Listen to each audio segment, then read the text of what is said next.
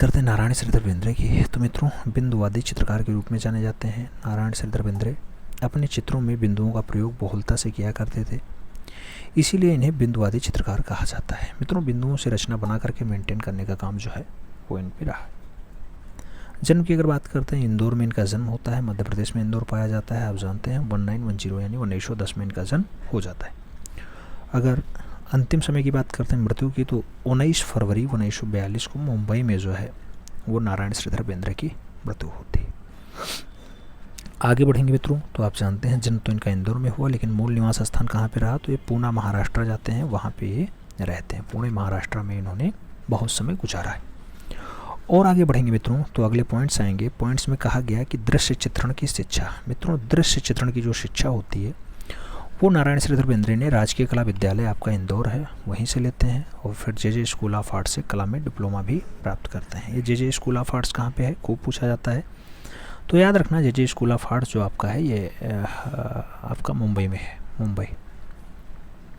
ठीक, आगे बढ़ेंगे। पुरस्कार की बात होगी। 1969 में पद्मश्री इन्हें मिलता है, 1992 में इन्हें पद्म भूषण मिलता है, 1982 में इन्हें इंदिरा गांधी से अबन गबन पुरस्कार भी मिल जाता है। अबन गबन पुरस्कार इंदिरा गांधी किसको देती हैं मित्रों, नारायण श्रीधर बेंद्रे को देती हैं। एनएस बेंद्रे को देती हैं। किस सन में देती हैं, तो एनएस बेंद्रे को 1982 में देती हैं, 1982 के सन में देती हैं। हो सकता है क्वेश्चन घुमा के पूछे तो याद रखना। आगे बढ़ोगे, चित्रण पद्धति में रंगों का प्रयोग आएगा मित्रों। चित्रण पद्धति में रंगों का जो प्रयोग होता है, जिसमें आप देखना तो रंग कौन से आते हैं, टेम्परा पद्धति से रेखांकन का कार्य यहाँ पे होता है। काले रंग का खुल करके प्रयोग किया गया है इनके चित्रण में। जल रंग और तैलीय रंगों के सुप्रसिद्ध कलाकार के रूप में भी आपके जो है नारायण श्रीधर बेंद्रे जाने जाते हैं। तो जल रंग तैलीय रंग में बढ़िया रचना कौन करता है, आपके नारायण श्रीधर बेंद्रे किया करते हैं। कला की शिक्षा कहाँ से लेते हैं, तो आप जानते हैं कला की शिक्षा ये स्टार्टिंग में जब इंदौर में रहेंगे तो डी देवलालकर, ज़्यादातर लोग डी देवलालकर से कला की शिक्षा लिए हैं। तो आपके नारायण श्रीधर बेंद्रे भी डी देवलालकर से कला की शिक्षा ग्रहण करते हैं। और आगे अगर बढ़ा जाए मित्रों, तो कलाकार पत्रकार के रूप में भी कार्य किया है इन्होंने। तो मित्रों, आप जानते हैं कि नारायण श्रीधर बेंद्रे, एनएस बेंद्रे ने कश्मीर सरकार के विजिटर्स ब्यूरो, ये शब्द इंपॉर्टेंट है, कौन सी सरकार में, कश्मीर सरकार में, कौन सा पद, विजिटर्स ब्यूरो में बतौर कलाकार पत्रकार के रूप में भी कार्य किया है, अपनी सेवाएं दी। पुरस्कार की अगर बात करते हैं, 1941 में इन्हें बॉम्बे आर्ट सोसाइटी का स्वर्ण पदक मिलता है, यानी गोल्डन पुरस्कार से नवाजा जाता है बॉम्बे आर्ट सोसाइटी के। और आगे अगर बढ़ते हैं मित्रों, तो 86-87 में इन्हें जो है कालिदास सम्मान भी दे दिया जाता है। 1986-87 में कालिदास सम्मान मिलता है। 1955 में थार यानी कांटे के लिए ललित कला अकादमी का राष्ट्रीय पुरस्कार भी मिलता है। थार इनकी बहुत अच्छी रचना है, कांटे इनकी बहुत अच्छी रचना है। किस सन में इन्हें पुरस्कार मिलता है ललित कला का, 1955 में मिलता है, 1955 में मिलता है। आगे बढ़ेंगे मित्रों, 1969 में पद्मश्री और 1992 में पद्म भूषण का सम्मान मिलता है। क्या मिलता है, 1992 में पद्म भूषण का सम्मान मिलता है। और आगे अगर आप बढ़ते हैं मित्रों, तो व्याख्याता नियुक्त किए जाते हैं। कहाँ पे, एज अ प्रोफेसर के रूप में नियुक्त होते हैं, व्याख्याता के रूप में नियुक्त होते हैं। तो 1950 में ललित कला संकाय है और महाराजा सियाजी राव विश्वविद्यालय बड़ौदा में जो है इनकी नियुक्ति होती है एज अ प्रोफेसर के रूप में, यानी व्याख्याता के रूप में, व्याख्या देने वाले के रूप में। भारत में नौ प्रभाववाद का प्रयोग करने वाला पहला कलाकार कौन है, तो नौ प्रभाववाद का जो प्रयोग करेगा उसका नाम होगा आपका नारायण श्रीधर बेंद्रे, एनएस बेंद्रे। ठीक है। और आगे बढ़ना, कहा जाता है नारायण श्रीधर बेंद्रे ने प्रभाववादी और घनवादी शैली अपना करके अपनी रेखाओं को जीवंतता प्रदान करने का काम किया है। यानी इन्होंने प्रभाववाद में भी काम किया और घनवाद में भी काम किया है, अच्छे से काम किया है। इस पर इन्होंने खूब ज़्यादा अपनी सुर्खियाँ बटोरी है।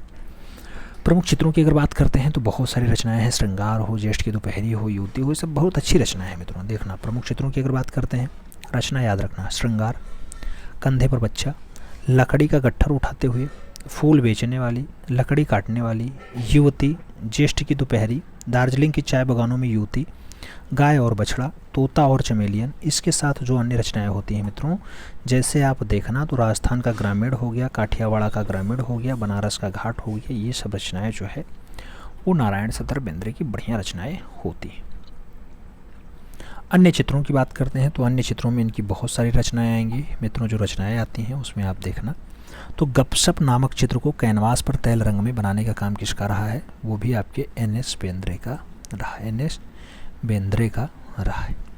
सूरजमुखी की अगर बात करते हैं तो ललित कला मोनोग्राफ में मुख्य दर्शन में छपा हुआ है आपका सूरजमुखी का दृश्य। ये पूछा जाएगा कि ललित कला के मोनोग्राफ में किसका सूरजमुखी का दृश्य छपा हुआ है, तो वो सूरजमुखी का जो दृश्य बनाया गया है वो एन.एस. बेंद्रे के द्वारा बनाया गया है। नारायण श्रीधर बेंद्रे के द्वारा बनाया गया है, वही छपा हुआ है, याद रखना है। सौराष्ट्र का वारवाड़ अगर बात करते हैं तो सौराष्ट्र का वारवाड़ 1956 की रचना है, बहुत अच्छी रचना है, एन.एस. बेंद्रे की रचना है। स्टेशन पर दो यात्री की अगर बात करते हैं तो स्टेशन पर दो यात्री रचना भी किसकी है, आपकी नारायण श्रीधर बेंद्रे की अच्छी रचनाओं में शुमार है। और रचनाओं की बात करें, बुद्ध पूजा बहुत अच्छी रचना है मित्रों, किसकी, नारायण श्रीधर बेंद्रे की। याद रखना ये शब्द, केवल याद रखने से काम बनेगा। बुद्ध पूजा नारायण श्रीधर बेंद्रे की रचना है। अमरनाथ तथा कश्मीर के दृश्य, अमरनाथ और कश्मीर के दृश्य जैसी बढ़िया रचना किसके द्वारा बनाई गई, नारायण श्रीधर बेंद्रे के द्वारा बनाई गई। वही नारायण श्रीधर बेंद्रे जिनका जो जन्म होता है वो आपके इंदौर में होता है, और जो जिनकी मृत्यु होती है वो मुंबई में होती है। जिनकी शिक्षा जो है वो भी इंदौर से स्टार्ट होती है और मुंबई तक जाती है, जे स्कूल ऑफ आर्ट्स में जो कला की शिक्षा ग्रहण करते हैं। आगे बढ़ेंगे मित्रों, पोर्ट्रेट ऑफ अ हाउस की अगर बात करते हैं, पोर्ट्रेट ऑफ अ हाउस रचना किसकी है, एन.एस. बेंद्रे की होती है।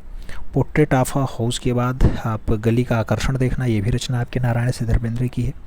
मैसूर की नंदी अगर बात करते हैं, ये भी आपके नारायण श्रीधर बेंद्रे की है। हर की पौड़ी की अगर बात करते हैं तो हर की पौड़ी बहुत अच्छी रचना होती है, नारायण श्रीधर बेंद्रे के द्वारा बनाई गई।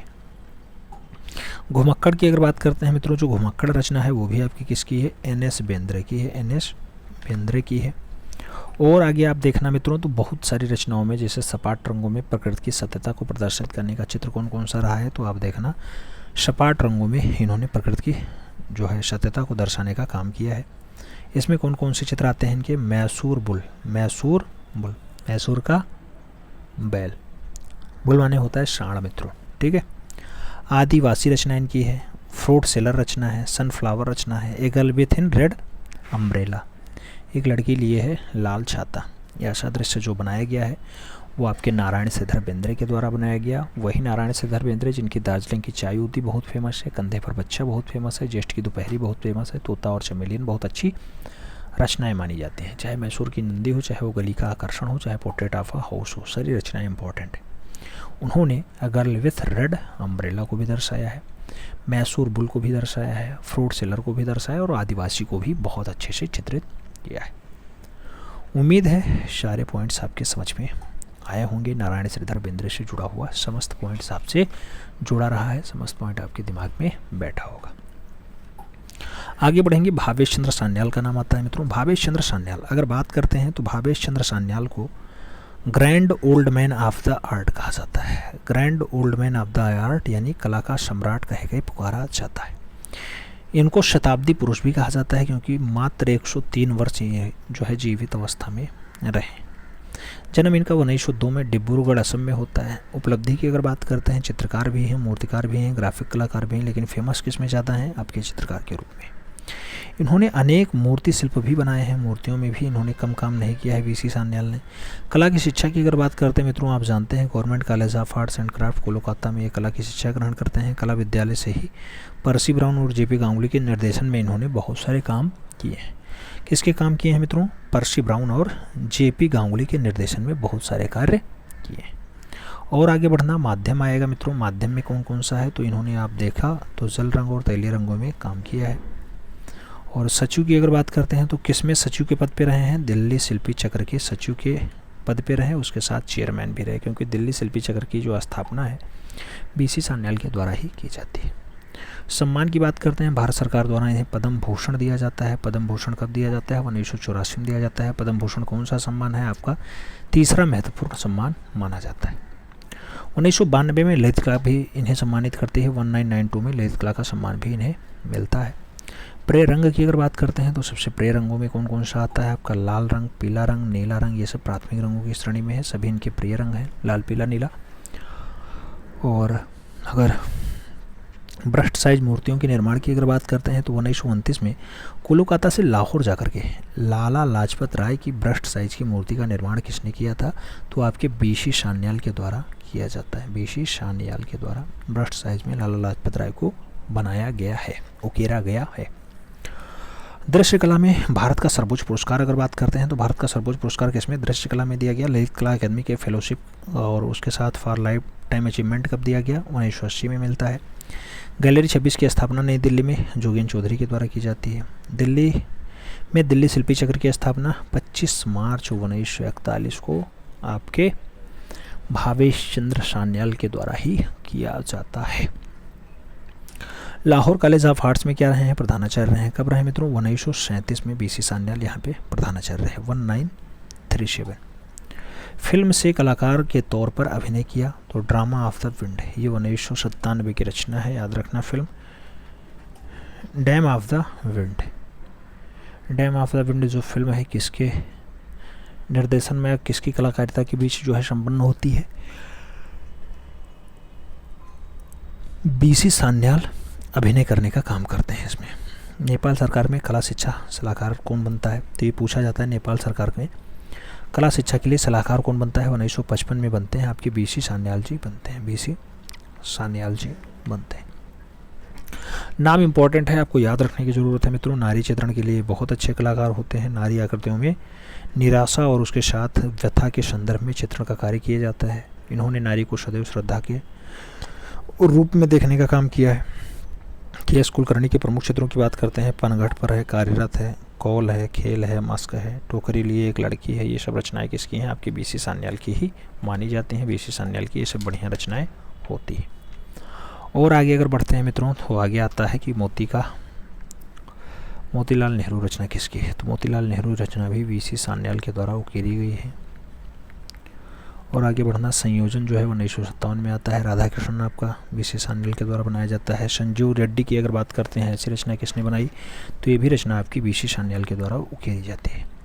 1929 में कलकत्ता से लाहौर जाकर के लाला लाजपत राय की ब्रस्ट साइज की मूर्ति का निर्माण किया।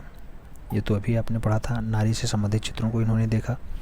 जाति बहिष्कृत, इसके साथ आपकी बाल बधू हो गई, नारी और पक्षी हो गई, माँ और शिशु हो गया, निजामुद्दीन का मेला हो गया, गुमशुदा लड़की हो गई, कलाकार की पुत्री हो गई, केश संवारती अनुकृति हो गई, राजस्थान की महिला हो गई, उसके साथ द वर्टिकल वुमेन मूर्ति हो गई। ये सारी की सारी रचनाएं जो बनाई जाती हैं वो बीसी सान्याल के द्वारा बनाई जाती हैं।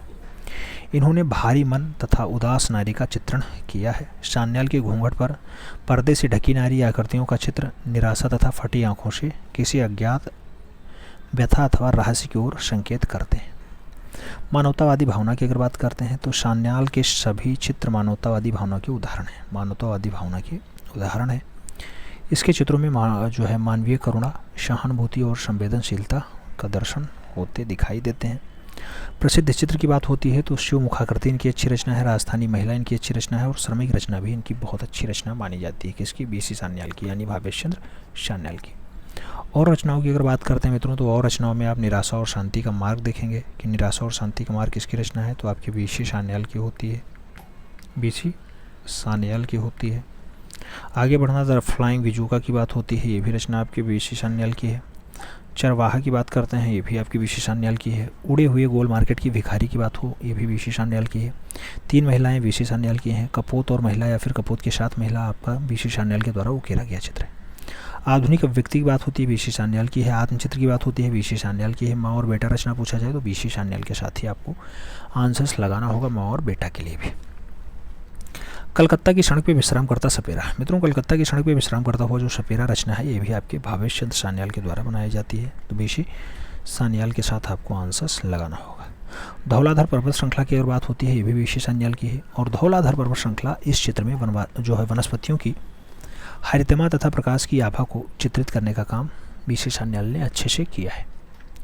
सान्याल के चित्रों में समाज को समसामयिक समस्याओं का साथ साथ राष्ट्रीयता और देश प्रेम का परिचय देखने को मिल जाता है। ग्रामीण परिवेश के चित्रों में लहलहाते खेत खलिहान और ग्राम्य प्रकृति को प्रमुखता के साथ जो है बीसी सान्याल ने दर्शाया है। शिव मुखाकृति नामक चित्रों में केसों के घुमाव और उसके साथ संहार के तत्वों को छिपाए देने का काम भी बीसी सान्याल ने अच्छे से किया है। तो कहने का मतलब ये है कि जो है बीसी सान्याल एक अच्छे कलाकार के साथ साथ एक अच्छे चित्रकार भी रहे हैं, एक अच्छे मूर्तिकार भी रहे हैं। जिन्होंने 3 बार कर लेना, एक कलाकार ऐसा जो 2 से 3 प्रश्न अकेले ला सकता है, ऐसा विवादित कलाकार। समकालीन वरिष्ठ चित्रकार MF हुसैन आधुनिक भारतीय चित्रकला के स्तंभ माने जाते हैं। जन्म 1915 में, पढ़रपुर, सोलापुर, महाराष्ट्र। ये सोलापुर और महाराष्ट्र कई बार पूछा गया है। 1915 का सन भी एक बार पूछा गया। शिक्षा जो है इंदौर कला विद्यालय मध्य प्रदेश में होती है। कला गुरु इनके डी देवलालीकर होते हैं। यही लिए पूछा जाता है कि जो है देवलालीकर से मकबूल फिदा हुसैन ने कला की शिक्षा कहाँ कहाँ की, तो आपको लगाना होता है कि इंदौर में ग्रहण की। आगे बढ़ें। हुसैन प्रोग्रेसिव आर्टिस्ट ग्रुप के प्रणेता होते हैं और इन्होंने सिनेमा होल्डिंग्स में पेंटर के रूप में भी कार्य किया। ये पॉइंट बहुत इंपॉर्टेंट है मित्रों, पूछा जाएगा। अपने जीवन की स्टार्टिंग सिनेमा के पोस्टर को बना करके स्टार्ट किया, कौन सा कलाकार होगा? मकबूल फिदा हुसैन होगा। आगे बढ़ें। पहला पुरस्कार इन्हें कब मिलता है? मित्रों इन्हें जो पहला पुरस्कार मिलता है वो ललित कला अकादमी की पहली राष्ट्रीय प्रदर्शनी में प्राप्त होता है। पहली राष्ट्रीय प्रदर्शनी में प्राप्त होता है। आगे बढ़ें। सम्मान है भारत सरकार द्वारा पद्मश्री 1966 में मिलता है और पद्म भूषण की अगर बात करते हैं तो 1973 में इन्हें सम्मानित किया जाता है। बुनियादी तौर पे ये प्रतीकवादी चित्रकार होते हैं। कैसे वादी हैं? प्रतीकवादी। कैसे हैं? प्रतीकवादी। इसके बाद इन्होंने घनवाद, फिर यथार्थवाद, फिर सूक्ष्मवाद का भी कार्य किया है, लेकिन सबसे पहले प्रतीकवादी आपको लगाना होगा। गोल्डन बियर पुरस्कार की अगर बात करते हैं, स्वर्ण पुरस्कार, तो इन्हें फिल्म जो है मिलता है वो है through out the eyes of painters. इसके लिए इन्हें जो है गोल्डन बियर पुरस्कार से नवाजा जाता है। पैग में शामिल होते हैं 1948 में, 1948 में पैग यानी पेंटर्स एसोसिएशन ऑफ ग्रुप, ठीक है, इसमें शामिल होते हैं। 1948 में रजा और सूजा के कहने पे पैग ग्रुप में भी ये शामिल हो जाते हैं। कौन? मकबूल फिदा हुसैन जी। चित्र श्रृंखलाओं की अगर बात करते हैं तो कामसूत्र इनकी श्रृंखला है, मदर टेरेसा इनकी श्रृंखला है और अर्थ श्रृंखला जिसे जमीन श्रृंखला कहा जाता है, ये भी किसकी चित्र श्रृंखला है? एमएफ हुसैन की चित्र श्रृंखला है। एमएफ हुसैन की चित्र श्रृंखला है, याद रखना। चित्रों की एकल प्रदर्शनी की बात होती है। 1950 में जहांगीर आर्ट गैलरी मुंबई में जो है इनकी पहली आर्ट प्रदर्शनी लगती है। 1950 याद रखना। जो पॉइंट इंपॉर्टेंट है मित्रों उसे कई बार लेना जरूरी हो जाता है। फिल्म निर्माण की अगर बात करते हैं, Meenakshi of tale of three cities. मित्रों यहां पूछा जाएगा मीनाक्षी फिल्म के कलाकार कौन है, तो मकबूल फिदा हुसैन जी कहते थे मैं फिल्में बनाता हूँ, घोड़े बेचता हूँ। कहेंगे घोड़े रचना है इनकी, बहुत अच्छी रचना है, तो घोड़े को बेचते थे, रचनाओं को बना करके बेचते थे और फिल्में बनाते थे। 12 फिल्मों का निर्माण इन्होंने किया है। म्यूजिक बाई AR रहमान और स्टार कास्टिंग जो है तब्बू का रहा है मीनाक्षी में, और कुणाल कपूर का रहा है। इसके साथ रघुवीर यादव भी इसमें जो है अच्छी भूमिका में आते हैं। इस फिल्म में हुसैन ने कुल 3 शहरों को दर्शाया था, हैदराबाद, जैसलमेर और प्रयाग वाला शहर आपका मकबूल फिदा हुसैन ने मीनाक्षी फिल्म में दर्शाने का काम किया। दूसरी फिल्म आती है गजगामनी। स्टार कास्टिंग जो है माधुरी दीक्षित का होता है और इसके साथ शाहरुख खान आते हैं, इंद्र कुमारम, नसीरुद्दीन आते हैं। मित्रों नसीरुद्दीन साहब भी इसमें काम करते हैं, किसमें? गजगामनी में। म्यूजिक देते हैं भूपेन हजारिका। भूपेन हजारिका भी लेटेस्ट में आपको जानते हैं कि भारत सरकार ने इन्हें क्या दिया है? सबसे नंबर 1 का पुरस्कार दिया है भूपेन हजारिका को। तीसरी फिल्म आती है thought of the eyes of a painter. ये पूछी जाती है film thought of the eyes of a painter. पूछा जाए तो 1967 में बनाया था, 1968 में बर्लिन में गोल्डन बेयर पुरस्कार इसी के लिए मिल जाता है। और यह एक वृत्त चित्र होती है मित्रों, यह एक वृत्त चित्रित फिल्म होती है, याद रखना है। हुसैन इम्पेस्टो तकनीकी में काम करने के लिए जाने जाते हैं। इम्पेस्टो तकनीकी में बहुत अच्छे से मकबूल फिदा हुसैन ने काम किया है। हुसैन ने कुल मिलाकर के 12 फिल्मों का निर्माण किया। हमने स्टार्टिंग में बोला था हुसैन ने कुल 4 भारतीय अभिनेत्रियों के साथ चित्र बनाए हैं, जिसमें माधुरी हैं, तब्बू हैं, उर्मिला मारतोंडकर हैं और अमृता राव आपकी आती है। 4 भारतीय अभिनेत्रियों के साथ चित्र बनाने का काम किया है। हुसैन का कथन होता था घोड़े बेचता हूँ फिल्में बनाता हूँ। यह कथन पूछा जाता है, एक आध बार छपा है, तो याद रखना घोड़े बेचता हूँ फिल्में बनाता हूँ कौन कहता था? मकबूल फिदा हुसैन जी कहा करते थे। चित्रों का मुख्य विषय अगर बात करते हैं, मुख्य विषयों में घोड़ा आता है। हुसैन के अति यथार्थवादी चित्र की अगर बात करते हैं तो दौड़ते हुए अश्व के साथ भूमि पर लुढ़कता हुआ बादामी सूर्य, ऐसा दृश्य कहाँ देखने को मिलता है? मकबूल फिदा हुसैन के द्वारा बनाया गया। नारी की जांघ पर बैठा गिद्ध। नारी की जांघ पर बैठा गिद्ध आपका दृश्य किसका है? MF हुसैन का। किसका? मकबूल फिदा हुसैन का है। मित्रों नारियों पे ये थोड़ा सा अश्लीलता के साथ देवी देवताओं को चित्रण को भी अश्लीलता के साथ दर्शाया, फिर इनका विरोध हुआ और विरोध हुआ तो इन्हें लास्ट में भारत भी छोड़ना पड़ता है, ये सब भी आता है। अविन्नावादी चित्रों की अगर बात करते हैं, सूर्योदय और विश्वामित्र इनकी रचना है। आत्मकथा पर बनी फिल्म कौन सी होती है? The making of a painter, किसकी रचना है? आत्मकथा है, याद रखना। आत्मकथा पे बनी फिल्म है the making of a painter, मकबूल फिदा हुसैन की आत्मकथा पे बनी फिल्म है। कला प्रदर्शनी की अगर बात करते हैं मित्रों, मकबूल फिदा हुसैन ने कहाँ कहाँ कला प्रदर्शनियाँ लगाई हैं? तो स्पेशल फ्रंट में लगाई।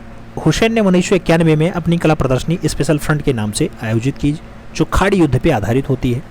श्वेतांबरी लगती है मित्रों, 1984 में हुसैन ने मुंबई में कला प्रदर्शनी का आयोजन किया, जिसमें श्वेतांबरी नाम दिया गया, और इस पे भी इन्होंने अच्छे से काम किया था। प्रमुख चित्रों की अगर बात करते हैं, प्रमुख चित्रों में इनका ज़मीन आता है जो अर्थ श्रृंखला होता है, घोड़ा आता है मित्रों, घोड़ा रचना बहुत फेमस है। घोड़ा के साथ लैम्प मकड़ी हो गया, मैन अप द मून हो गया, मदर टेरेसा हो गया, थीम ऑफ बगदाद हो गया, स्वास्तिक रचना हो गई, इराक युद्ध हो गया। स्वास्तिक भी पूछा गया, याद रखना। बैलगाड़ी भी पूछा जाता है। इनकी सभी रचनाएं इंपॉर्टेंट है मित्रों, जो भी यहाँ पे लिखी गई हैं सभी इंपॉर्टेंट हैं। बैलगाड़ी हो गया, नारी हो गया, लालटेन हो गया, छाता हो गया, दुपट्टों में 3 औरतें, ऐसी रचना भी किसकी है? मकबूल फिदा हुसैन की है। 3 वैज्ञानिक हो गए, अकेली सीता हो गई, गणेश हो गए, जीवन चक्र हो गया, ये सब रचनाएं किसकी हैं? मकबूल फिदा हुसैन की है। और ढोलकिया आपकी रचना है, ढोलकिया। ढोलकिया रचना किसकी है? मकबूल फिदा हुसैन की है। जय हनुमान रचना मकबूल फिदा हुसैन की है। फूलन देवी रचना है, नीली रात रचना है। और जमाले हिमाल की अगर बात होती है, ये भी रचना आपकी मकबूल फिदा हुसैन की होती। महाभारत रचना हो गया, करबला हो गया। महाभारत, करबला, अंतिम भोज, जापान में प्रेमी, ये 1916 में बनाया था मकबूल फिदा हुसैन ने। और अगर अन्य सुप्रसिद्ध चित्रों की बात करते हैं तो उसमें सरस्वती हो गया, सरस्वती के साथ मदर टेरेसा है, घोड़ा है, माधुरी है। माधुरी के साथ अगर आप देखेंगे तो image of the British rule हो गया, image of a British rule हो गया, और image of a British rule या ब्रिटिश राज हो गया, रामायण हो गया, महाभारत हो गया। मोहनदास करमचंद गांधी का व्यक्ति चित्र भी इन्होंने बनाया था, तो ये भी रचना हो गई।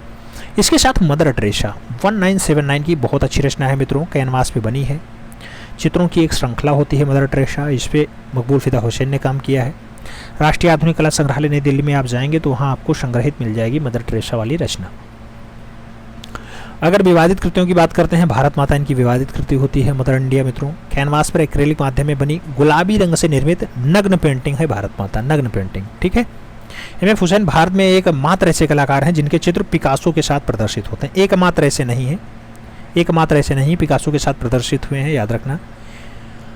और भारत का पिकासो किसे कहा जाता है? मकबूल फिदा हुसैन को भी कहा जाता है, यामिनी रंजन राय को भी कहा जाता है। यामिनी रंजन राय को आपने पढ़ रखा है, उनको भी कहा जाता है।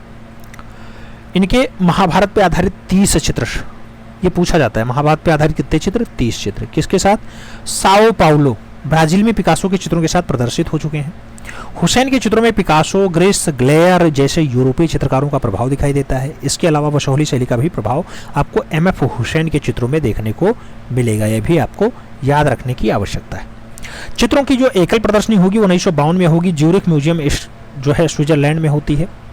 हुसैन की कला शैली की विशेषता जो होती है वो मोटी रेखाओं में घिरी आकृतियों को बनाने के लिए जाने जाते हैं, मोटी आंखाओं में ये आकृतियों को बनाते हैं। इसके साथ अगर देखना तो इनकी मृत्यु जो होती है मित्रों, मृत्यु इनकी 9 जून 2011 को लंदन में होती है। ये पूछा जाता है कब होती है? 9 जून 2011 लंदन में होती है। मृत्यु के बाद भी जो है इनकी पेंटिंग कौन कौन सी बढ़िया है जो बिकी है?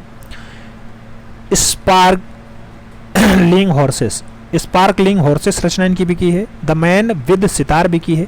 एम.एफ. हुसैन ने 100 करोड़ का सौदा किया स्वरूप श्रीवास्तव के साथ। किसके साथ? स्वरूप श्रीवास्तव के साथ। इस टाइप से इन्होंने अपने पूरे काम को कंप्लीट किया और मकबूल फिदा हुसैन 2011 में लंदन में अंतिम सांस लेते हैं। ये भारत के उच्च सदन यानी राज्यसभा के सदस्य भी रहे हैं, ये भी आपको याद रखना होगा। इनकी घोड़े रचना बहुत अच्छी होती हैं। हालांकि मध्य प्रदेश में शिक्षा ग्रहण करें, जन्म इनका कहाँ पे हो? सोलापुर महाराष्ट्र में हो, ये भी एक बड़ी उपलब्धि होती है, बड़ा काम होता है कि महाराष्ट्र में जन्मा और मध्य प्रदेश में शिक्षा ग्रहण किया और मृत्यु लाहौर में हो जाए। लाहौर में कहाँ होती है यार? इनका मृत्यु तो लंदन में होता है, 2011 के आसपास होता है, ठीक है। तो इतना याद रखना। ये मकबूल फिदा हुसैन ही हैं जो वर्तमान पीएम थी उस टाइम की। आप जानते हैं इंदिरा गांधी जी, आयरन लेडी के नाम से जानी जाती थी। इंदिरा गांधी को इन्होंने दुर्गा के रूप में दर्शाया था। ये सब रचनाएं इनकी बहुत फेमस हो जाती हैं। बाद में ये इसके लिए जो है कटाक्ष भी किए गए, बहुत सारे लोग इस पर हाथ भी उठाए जो है। तो इन्होंने भारत भी छोड़ा था, भारत छोड़ दिया था इसी के चलते। तो इस टाइप से लगभग मकबूल फिदा हुसैन को कवर करने का प्रयास किया गया है। आगे बढ़ेंगे, अगला कलाकार नाम आएगा के एस कुलकर्णी का। के एस कुलकर्णी की अगर बात करते हैं, कृष्ण श्याम राव कुलकर्णी इनका पूरा नाम होता है। के एस कुलकर्णी एक प्रतिष्ठावान सामाजिक कलाकार रहते हैं। जन्म इनका 1918 में होता है। शिक्षा जे स्कूल ऑफ आर्ट्स मुंबई में होती है। उपलब्धियां चित्रकार, मूर्तिकार और ग्राफिक कलाकार के रूप में जाने जाते हैं के एस कुलकर्णी। अध्यक्ष और सदस्य की अगर बात करते हैं मित्रों, तो शिल्पी चक्र के अध्यक्ष होते हैं 25 मार्च 1949 को। 1974 से 1976 तक ललित कला अकादमी दिल्ली के अध्यक्ष भी रहते हैं, और ललित कला अकादमी यूपी के भी अध्यक्ष कौन रहे हैं? के एस कुलकर्णी जी रहे। 1945 में त्रिवेणी कला संगम के सदस्य बनते हैं और त्रिवेणी कला संगम की स्थापना भी करने में खास भूमिका निभाते हैं के एस कुलकर्णी। 1972 से 78 तक बनारस हिंदू विश्वविद्यालय में ललित कला संकाय के डीन के पद पे, डीन नहीं होता है, डीन होता है मित्रों, डीन के पद पे जो है कार्यभार संभालते हैं। और जो चित्रकारी का मुख्य विषय है ग्रामीण जीवन होता है मित्रों। ये ग्रामीण जीवन पे बहुत अच्छे से काम किए हैं। ग्रामीण जीवन की चित्रों के मुख्य विषय होते हैं। प्रमुख चित्रों की अगर बात करते हैं, किसान और गाय हो गया, श्रृंगार हो गया, कथावाचक जो उच्च कोटि की रचना मानी जाती है वो भी के एस कुलकर्णी के द्वारा बनाई गई है। के एस कुलकर्णी के द्वारा बनाई गई। आज के टेस्ट में भी आपको शायद ये क्वेश्चन देखने को मिला था। प्रसिद्ध कथावाचक कौन रहा है? तो आपके के एस कुलकर्णी। कृष्णा रेड्डी का जन्म जो है 1925 में होता है और जो मृत्यु है वो 2018 में होती है। जन्म की बात करते हैं, 15 जुलाई 1925 को नंदनूर, तित्तूर जिला, मद्रास में जो है कृष्णा रेड्डी का जन्म होता है। मृत्यु की बात करते हैं, 25 अगस्त 2018 को न्यूयॉर्क यूएसए में इनकी दुखद मृत्यु हो जाती है।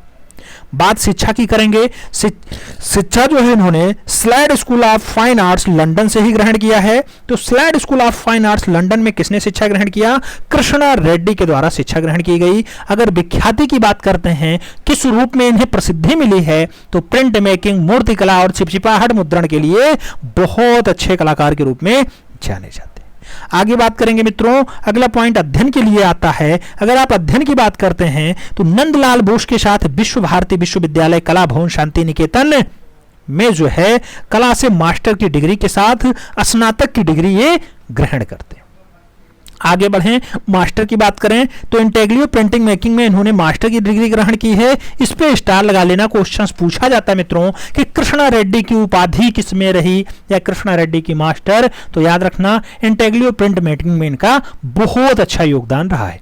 आगे बात करेंगे, अगला नाम आएगा मित्रों इनसे जुड़ा हुआ पुरस्कार। और पुरस्कार आप जानते हैं कि इन्हें भारत का चौथा महत्वपूर्ण पुरस्कार मिलता है और वो चौथा महत्वपूर्ण पुरस्कार बहुत इंपॉर्टेंट है मित्रों। पद्मश्री पूछा जाता है तो कृष्णा रेड्डी को कला में उनके विशिष्ट योगदान के लिए 1972 में पद्मश्री पुरस्कार दिया जाता है।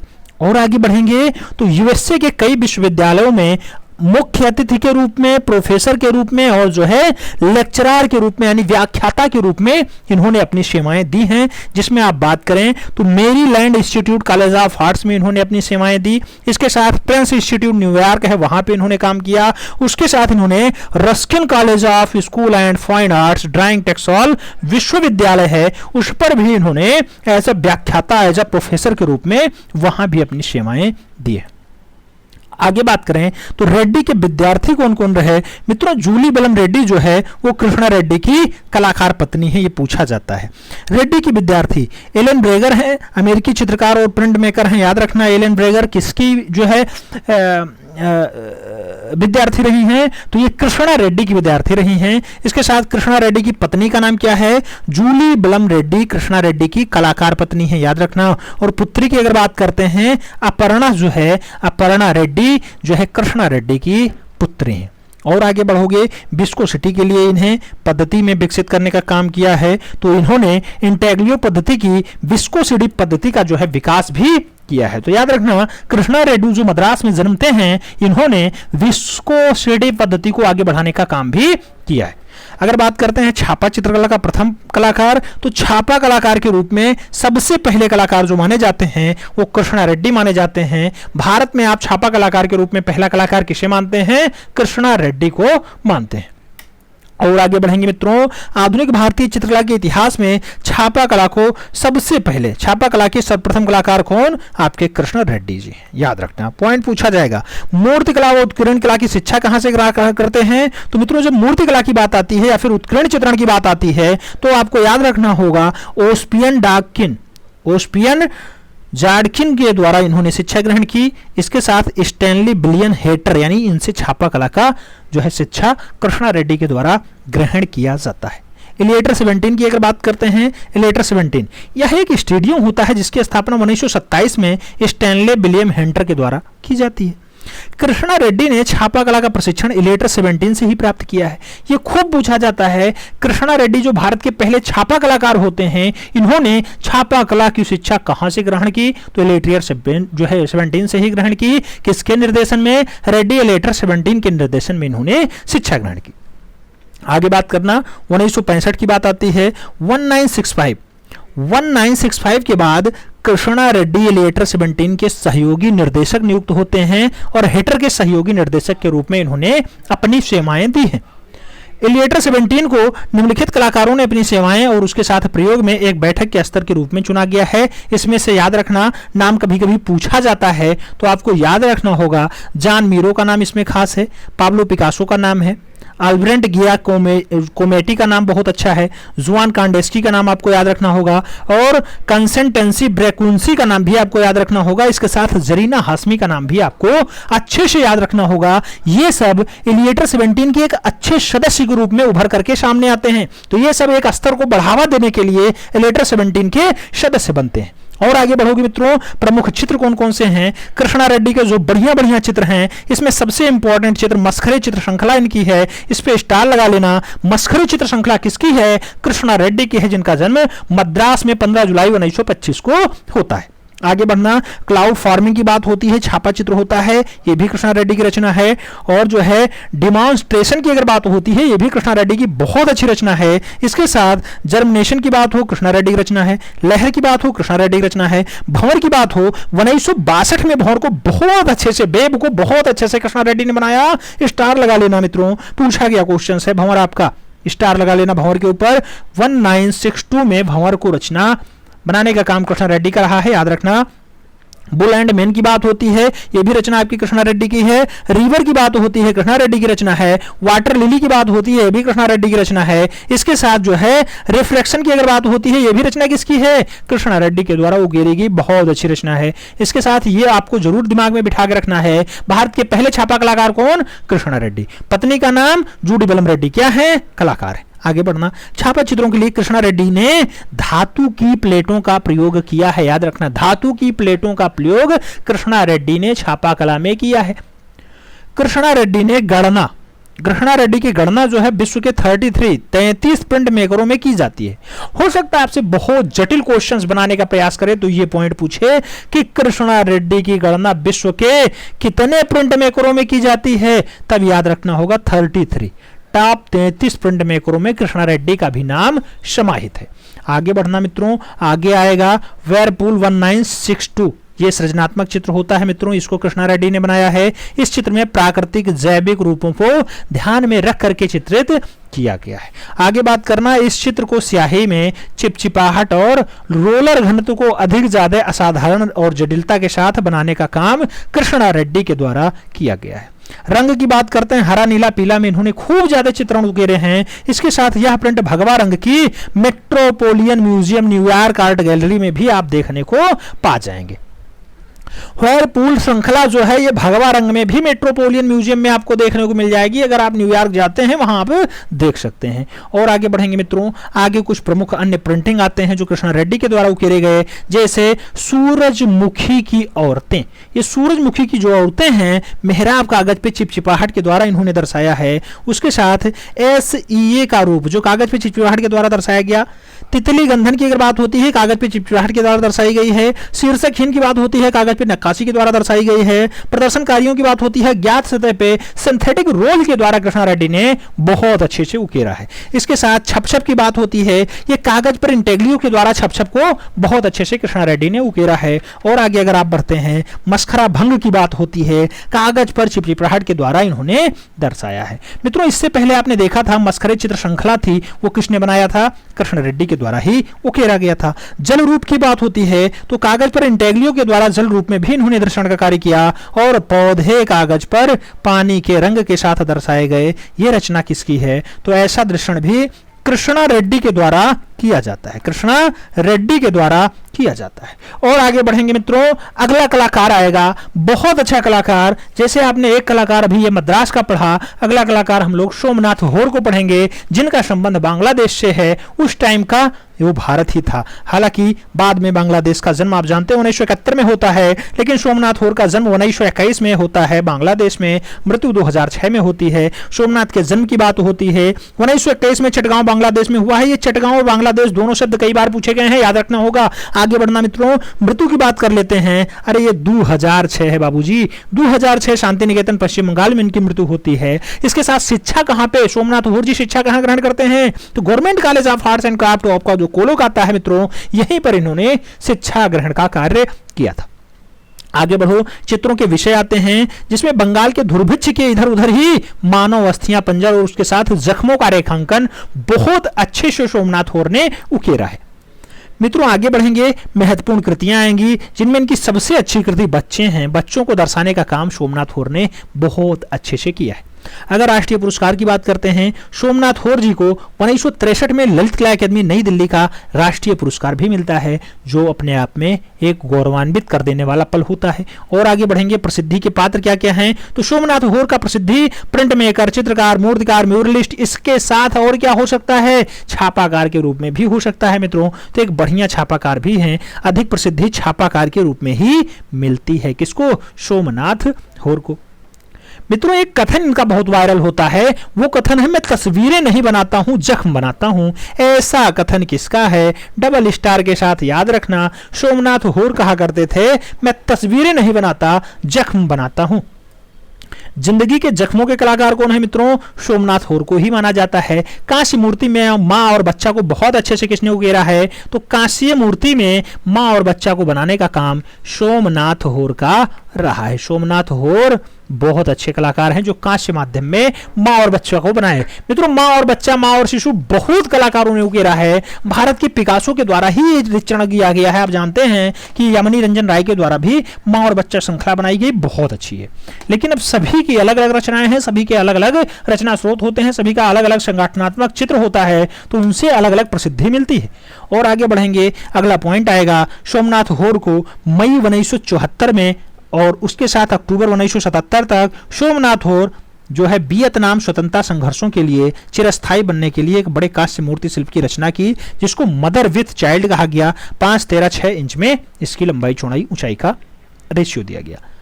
लास्ट वैक्स प्रोसेस की अगर बात करते हैं, सोमनाथ होर ने वियतनाम में व्यथित स्वतंत्रता संग्राम के सेनानियों को लास्ट वार प्रोसेस के माध्यम से तराशा है। इसके साथ विजिटिंग प्रोफेसर के रूप में इन्होंने कार्य किए हैं। ग्राफिक कला संकाय, ललित कला संकाय, महाराजा सियाजी राव विश्वविद्यालय बड़ोदरा में एज अ विजिटिंग प्रोफेसर के रूप में किसने अपनी सेवाएं दी, तो वो कलाकार जो बहुत अच्छा कलाकार है, चिटगांव बांग्लादेश में जिनका जन्म होता है, नाम होता है सोमनाथ होर, उनके द्वारा किया गया। सोमनाथ होर का नाम आपको याद रखना होगा।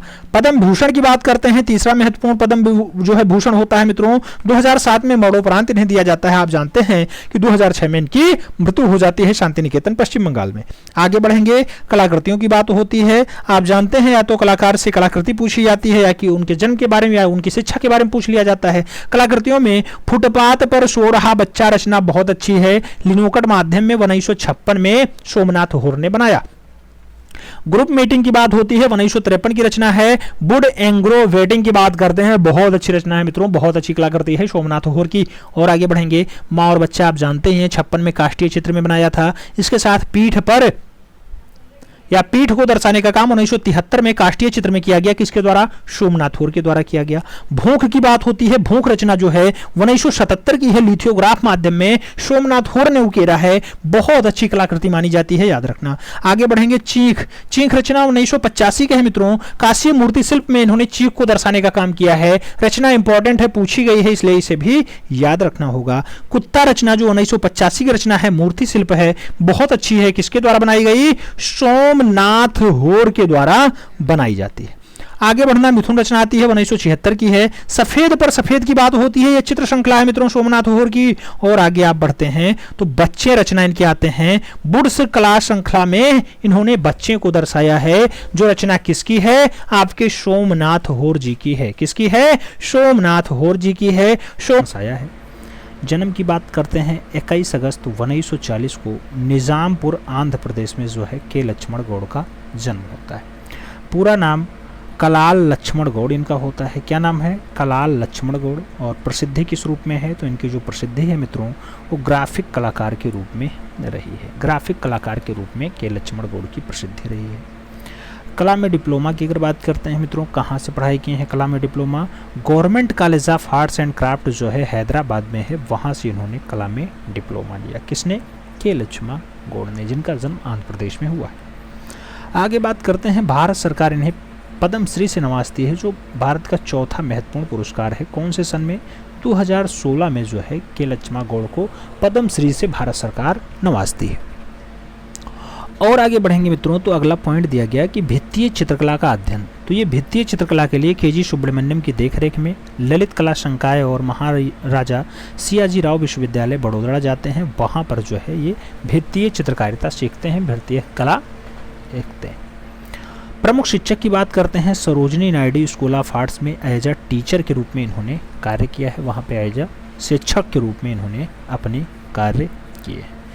Fine art and communication Hyderabad विश्वविद्यालय में प्रमुख शिक्षक रहे। किस पे रहे? Fine art and communication Hyderabad. वहाँ पर ये प्रमुख रूप से शिक्षक के रूप में कार्य किए हैं। अगर चित्रों की विषय की बात करें मित्रों, तो के लक्ष्मण गौड़ के जो अच्छे अच्छे चित्र हैं उसमें से विषय क्या क्या इन्होंने चुने? तो सबसे पहला विषय जो इन्होंने चुना वो ग्रामीण संदर्भ में कामुकता का चित्रण। ग्रामीण संदर्भ में कामुकता को दर्शाने का काम बहुत अच्छे से, बहुत बारीकियों से के लक्ष्मण गौड़ ने किया है। इसके साथ शहरी ग्रिड के माध्यम से ग्रामीण और जनजातीय जीवंतता को अपना बचपन की यादों का व्याख्यान करना, ये भी जो है के लक्ष्मण गौड़ ने सीखा है, अपने चित्रों के माध्यम से उकेरा है। मोनोक्रोम ग्रेस में से एक पैलेट में ग्राम्य जीवन का उत्कृष्ट चित्र का निर्माण किसने किया है?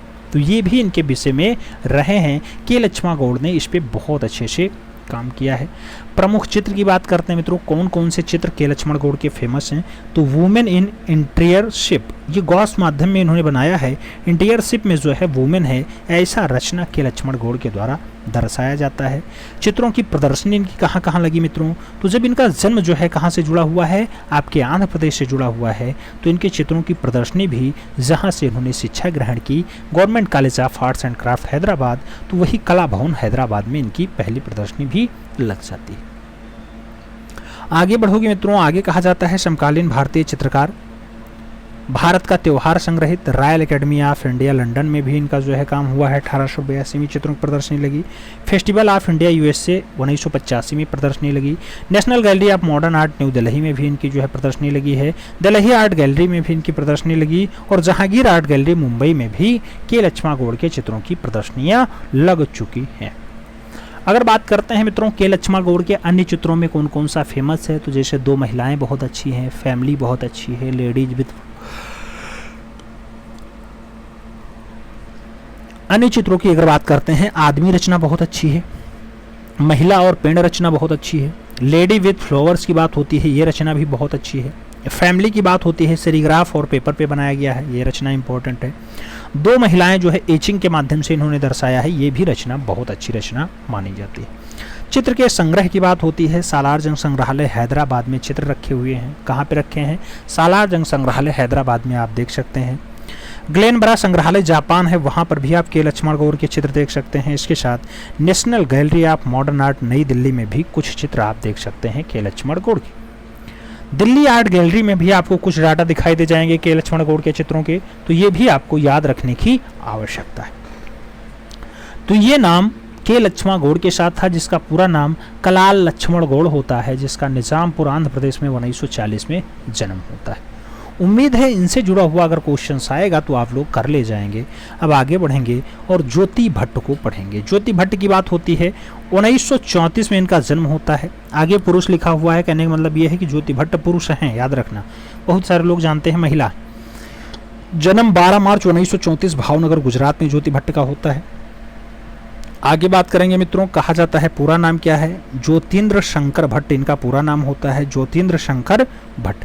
प्रसिद्धि किस रूप में है? तो कला और प्रिंट मेकिंग में आधुनिकतावादी कार्यों के लिए ये जाने जाते हैं। चित्रकला और प्रिंट मेकिंग में आधुनिकतावादी कार्यों के लिए ज्योति भट्ट फेमस हैं। चित्रकला का अध्ययन कहाँ से किए हैं? तो ललित कला संकाय महाराजा सियाजीराव विश्वविद्यालय बड़ोदरा से इन्होंने ललित कला में शिक्षा ग्रहण किया है। मित्रों याद रखना, ज्योति भट्ट का जन्म कहाँ हुआ? भावनगर गुजरात में हुआ। कब हुआ? 1934 में हुआ। आगे बात करना, कहा गया फ्रेस्को और भित्तीय कला का अध्ययन कहाँ से हुआ? तो राजस्थान के वनस्थली विद्यापीठ से इन्होंने फ्रेस्को पद्धति में और उसके साथ भित्तीय चित्रकला सीखी, जो दीवारों पे जो है चित्रकारी की जाती है, उसको इन्होंने राजस्थान की वनस्थली विद्यापीठ से सीखने का काम किया। आगे बात करना, अगला पॉइंट आएगा, इंटेग्लियो प्रोसेस का अध्ययन इन्होंने कहां से किया? तो न्यूयॉर्क के बुल्किन में प्रिंटर इंस्टीट्यूट से इन्होंने जो है इंटेग्लियो प्रिंटिंग प्रोसेस का अध्ययन किया है। आगे बढ़ें, खोज की बात होती है। हाल ही में ज्योति भट्ट ने डिजाइन प्रिंटिंग और होलियोग्राफी की खोज कर ली थी। प्रिंट मेकर के रूप में अगर बात करते हैं तो ग्रुप 1890 का श्रेष्ठ ग्राफिक कलाकार और प्रिंट मेकर उभर करके कौन आता है? आपके ज्योति भट्ट जी आते हैं, जो भावनगर गुजरात वाले हैं। विशेष रुचि किसमें रही है? तो फोटोग्राफी, यानी फोटोग्राफी दिवस के रूप में भी 19 अगस्त मनाया जाता है, इसीलिए ठीक है। तो फोटोग्राफी में विशेष रुचि ज्योति भट्ट का रहा है। पूछा जाता है मित्रों, विश्व फोटोग्राफी दिवस कब मनाया जाता है? 19 अगस्त को मनाया जाता है। और आगे बढ़ेंगे मित्रों, अगला पॉइंट आएगा पुरस्कारों में। पुरस्कार कौन कौन सा मिला है? पद्मश्री भी इन्हें मिल चुका है, याद रखना है। भारत सरकार की स्वतंत्रता की 25वीं वर्षगांठ के अवसर पर डाक टिकट के डिजाइन के लिए ज्योति भट्ट को पहला पुरस्कार दिया गया। पहला पुरस्कार इन्हें डाक टिकट पे डिजाइन इन्होंने बनाया, इसके लिए दिया गया। 1967 में राज्य ललित कला अकादमी गुजरात के ग्राफिक प्रिंटिंग के लिए पहला पुरस्कार मिलता है। 1956 में राष्ट्रपति का स्वर्ण पत्रिका और उसके साथ राष्ट्रीय पुरस्कार से भी नवाजे जाते हैं ज्योति भट्ट। गुजरात राज्य द्वारा लाइफ टाइम अचीवमेंट अवार्ड से भी इन्हें जो है पुरस्कृत किया जाता है। इसके साथ फोटोग्राफी प्रतियोगिता में DAVP नई दिल्ली में 1978 में चिल्ड्रंस चित्र के लिए पुरस्कार दिया जाता है। इसके साथ 2001 में कलाश्री पुरस्कार से भी नवाजे जाते हैं। AIFACS नई दिल्ली के द्वारा इन्हें कौन सा पुरस्कार दिया जाता है? कलाश्री का पुरस्कार दिया जाता है। 2011 में बात करेंगे, कैलाश पुरस्कार से नवाजे जाते हैं। और 2019 में भारत सरकार ने इन्हें पद्मश्री, जो भारत सरकार का चौथा महत्वपूर्ण पुरस्कार होता है, उससे नवाजे गए हैं। कौन नवाजे गए मित्रों? आपके बढ़िया और अच्छे कलाकार ज्योति भट्ट। ज्योति भट्ट जो राजस्थान की वनस्थली विद्यापीठ से कला शिक्षा भी ग्रहण करते हैं, फोटोग्राफी में बहुत अच्छी रुचि रखते हैं, इनके लिए एक खास नाम होता है। चित्र संग्रह की बात करते हैं मित्रों, तो museum of modern art New York जाइए, वहां भी आप ज्योति भट्ट के चित्र देख लेंगे। The Smithsonian institute Washington DC में भी इनके चित्र दिखाई देंगे। Museum of arts and photography Bengaluru में भी आप इनके चित्र दिखाई दे सकते हैं। आप देखना, national gallery of modern art नई दिल्ली में है मित्रों, वहां पर भी आप जाएंगे तो वहां पर भी आप इनके चित्र देख सकते हैं। आगे बढ़ते हैं, फेमस आर्ट वर्क की बात करते हैं। फेमस आर्ट वर्क इनके कौन कौन से हैं, कौन कौन से फोटो इनके बहुत अच्छे हैं जो चर्चित रहे? तो मित्रों इसमें राम राम की बात होती है। राम राम है, वर्षा ऋतु है, उसके साथ फॉरएवर टुगेदर, उसके साथ जल थल नभ की बात हो, देवी 1970 की बात हो, कोई नाफर्ट की बात हो, 3 हरिजन लड़कियों की बात हो, ये सब बहुत अच्छी रचनाएं हैं जो है किसके द्वारा? तो वो आपके ज्योति भट्ट के द्वारा बनाई गई हैं। आगे बढ़ेंगे मित्रों, अन्य संग्रहालयों की बात करेंगे जहां आप ज्योति भट्ट के चित्र देख सकते हैं। जैसे हैदराबाद म्यूजियम की बात हो, वहां दिखाई देगा। बड़ोदरा म्यूजियम वहां दिखाई देगा। फिजा प्रिंटिंग आर्ट गैलरी फ्लोरेंस की बात होती है, वहां भी आपको चित्र दिखाई दे जाएगा। मित्रों आगे बढ़ेंगे, सिद्धस्थ कलाकार के रूप में बात होगी। तो ज्योति भट्ट विभिन्न माध्यमों में बिल्कुल सिद्धस्थ रहे हैं, यानी पूर्ण रूपेण ज्ञाता रहे हैं उसमें। जैसे एचिंग की बात हो, बहुत बढ़िया से जानते थे। स्क्रीन पेंटिंग बहुत अच्छे से आती है। सेरेग्राफी बहुत ही अच्छी से आती है। उसके साथ फोटोग्राफी हो, होलियोग्राफी हो, चित्रण हो, न्यूरल हो, ये सब काम बहुत अच्छे से किसको आता था? ज्योति भट्ट को आता था। लेकिन जो विशेष रुचि रही वो किसके रूप में रही? फोटोग्राफी के रूप में रही। मित्रों हो सकता पूछ ले, फोटोग्राफी दिवस कब मनाया जाता है? 19 अगस्त को मनाया जाता है, याद रखना। आगे बढ़ें, एक बढ़िया मूर्तिकार को पढ़ें। नाम होगा धनराज भगत। मित्रों, धनराज भगत की बात होती है, जन्म 1917 में लाहौर ब्रिटिश भारत में होता है, मृत्यु 1988 में होती है। शिल्प कला की शिक्षा Mayo school of arts Lahore में होता है। धनराज भगत दिल्ली आर्ट कॉलेज में पहले शिक्षक रहे तथा बाद में मूर्तिकला विभाग के अध्यक्ष भी बन जाते हैं। आगे बढ़ेंगे, दिल्ली कॉलेज ऑफ आर्ट्स का वर्तमान नाम कॉलेज ऑफ टेक्नोलॉजी हो गया है। मित्रों याद रखना। आगे बढ़ेंगे, मूर्ति बनाने का माध्यम क्या क्या रहा धनराज भगत का? तो धनराज भगत ने सिरेमिक में भी माध्यम में बनाया है चित्र, सीमेंट में, कंक्रीट में, प्रस्तर में, पेपर मेसी में, धातु ढलाई की वेल्डिंग में, सिरेमिक में, धातु एमिलेशन में, उसके साथ लकड़ी पर भी इन्होंने खूब ज्यादा चित्रण का कार्य किया है। धनराज भगत भारत के समकालीन मूर्तिकारों में से अग्रणी कलाकार रहे हैं। मूर्तियों की शैली की अगर बात होती है, धनवादी शैली रही है। पश्चिमी शैली से प्रभावित रहे हैं, यथार्थवाद से भी खूब ज्यादा ये प्रभावित रहे हैं। पुरस्कार की बात करते हैं, 1947 में all India fine arts and craft का प्रणब पुरस्कार भी इन्हें मिलता है। 1977 में पद्मश्री से नवाजे जाते हैं। दिल्ली साहित्य कला परिषद का पुरस्कार भी धनराज भगत को मिलता है।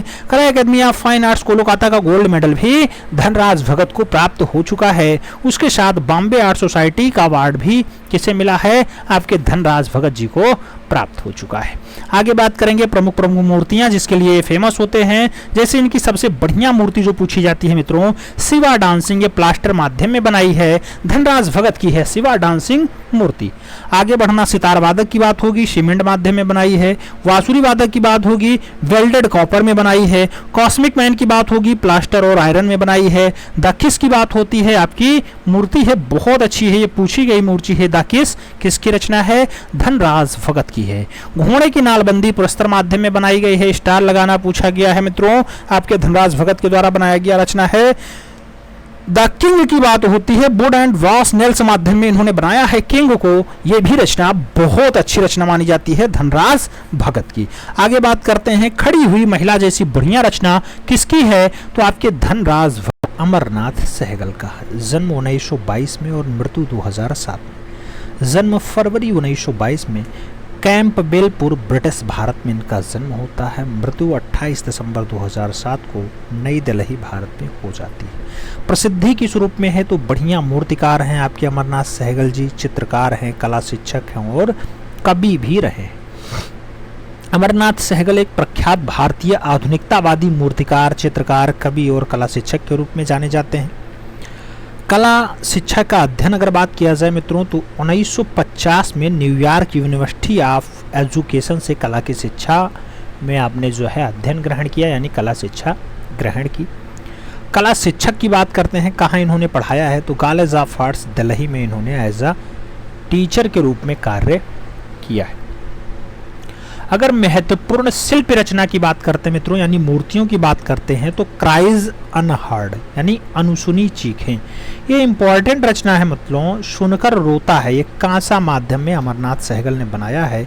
ये रचना बहुत इंपॉर्टेंट है, इस पर डबल स्टार लगा के रखना। दूसरा है एगिवॉस क्राइज, ये पीड़ा रोती है। ऐसा दृश्य भी किसने बनाया है? प्रख्यात शिल्पी अमरनाथ सहगल के द्वारा बनाया गया। आगे बढ़ेंगे, मानवता के प्रति समर्पित शिल्प की अगर बात होती है मित्रों, तो सांप्रदायिक सद्भावना का स्मारक इन्होंने बनाया है, मोमेंट ऑफ कम्युनिटी हारमोनियम, और उसके साथ homage to love and no violence, प्रेम और अहिंसा की श्रद्धांजलि जैसी बढ़िया रचना भी इन्हीं की है। मित्रों, अगर पुरस्कार की बात होती है तो पुरस्कार इन्हें केंद्रीय ललित कला अकादमी नई दिल्ली द्वारा स्वर्ण पदक और राष्ट्रीय पुरस्कार भी सम्मानित किया गया। फोर्ड फाउंडेशन फेलोशिप और उसके साथ केंद्रीय ललित कला अकादमी में फेलोशिप भी इन्हें मिल चुका है। शिल्पी बनाने का जो माध्यम रहा है, मिट्टी और कांसा दोनों में इन्होंने बहुत अच्छी रचनाएं बनाई हैं। अगर पुरस्कार की बात करते हैं तो अमरनाथ सहगल जी को 1993 में ललित कला अकादमी का फेलोशिप और ललित कला अकादमी पुरस्कार भी मिल जाता है। आप जानते हैं मिट्टी और कांस्य में खूब ज़्यादा रचना बनाए, कला शिक्षक भी रहे, कवि भी रहे, मूर्तिकार भी रहे, चित्रकार भी रहे, तो एक खासी उपलब्धि इनके पास रही है।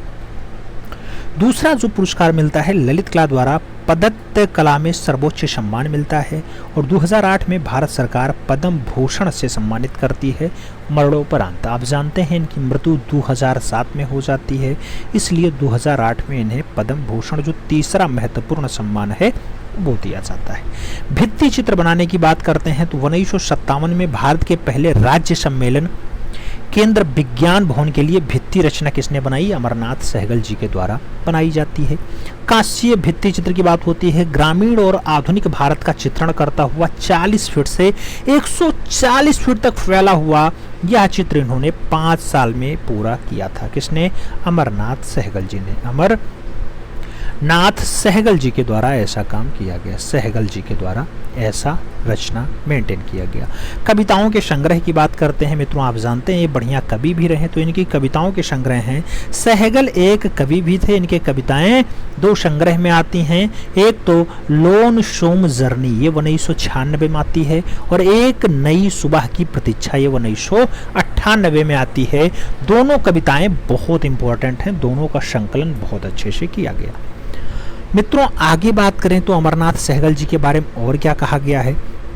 सहगल द्वारा डिजाइन की गई कांस्य मूर्तियां द कैप्टिक यानी बंदी, ये राष्ट्रीय महिला दिवस पर रोवेन द्वीप, केप टाउन, नेल्सन मंडेला की पूर्व जेल में स्थापित मूर्ति मानी जाती है। द कैप्टिक बंदी वाली मूर्ति। और एक बड़ी पत्थर मूर्ति है जो aiming for excellence DDA Yamuna sports complex में यह स्थापित मूर्ति अमरनाथ सहगल के द्वारा ही बनाई जाती है।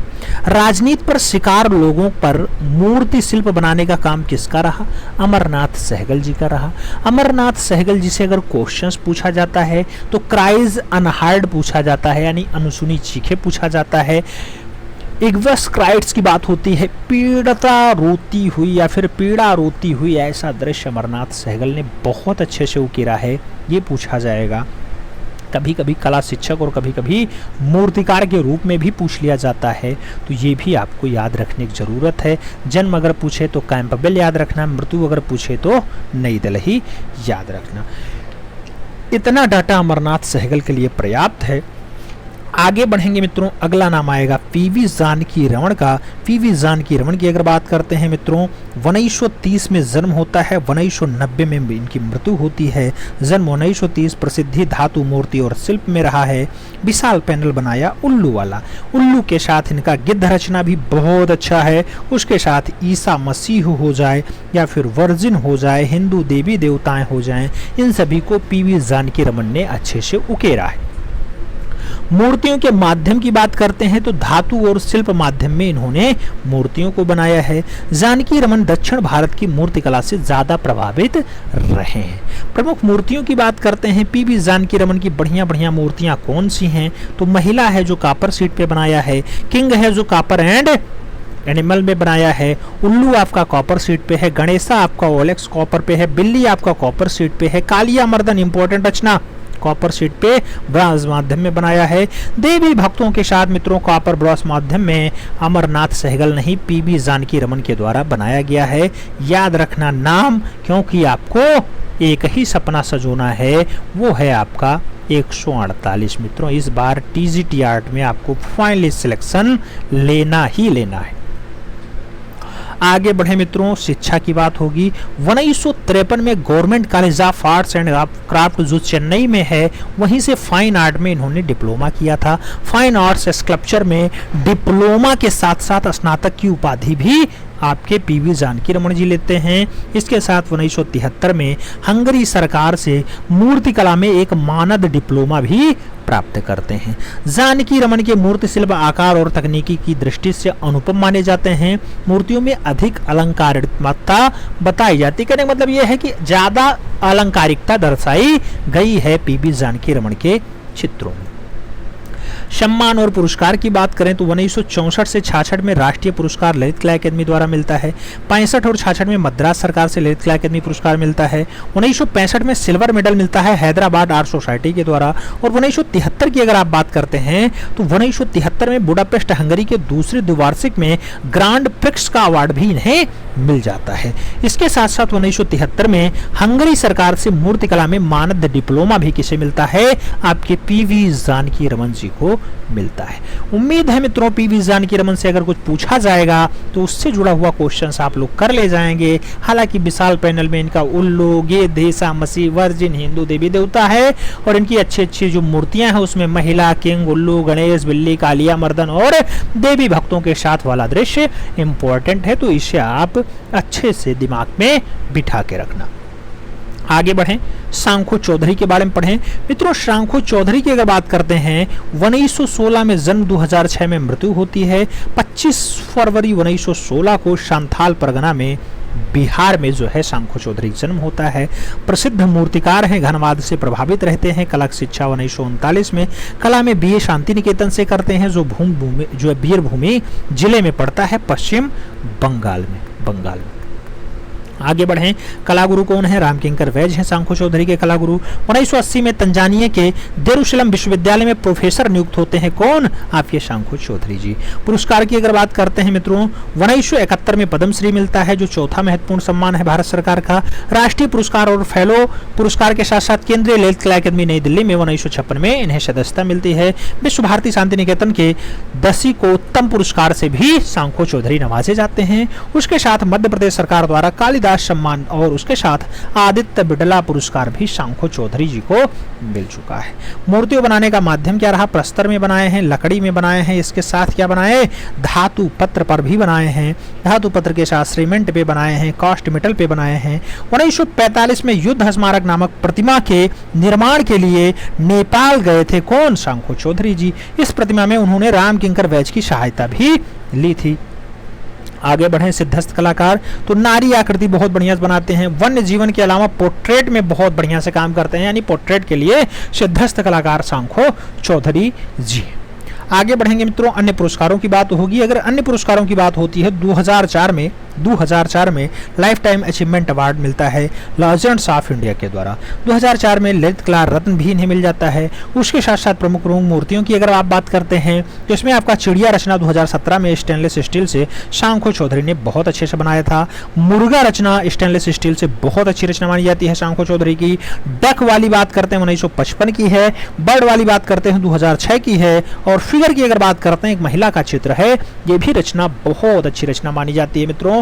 तो ये सब मूर्तियां सांखो चौधरी की बढ़िया मूर्तियों में आती हैं। चिड़िया हो, मुर्गा हो, डक हो, बर्ड हो, फिगर हो, ये सब सांखो चौधरी की बढ़िया मूर्तियों में शुमार हैं। उम्मीद है कि सांखो चौधरी से जुड़ा हुआ क्वेश्चंस लगभग आपने देखा। अगर यहाँ से पूछा जाएगा तो इनका माध्यम कई बार पूछा गया, लकड़ी, प्रस्तर, धातु पत्र, सीमेंट और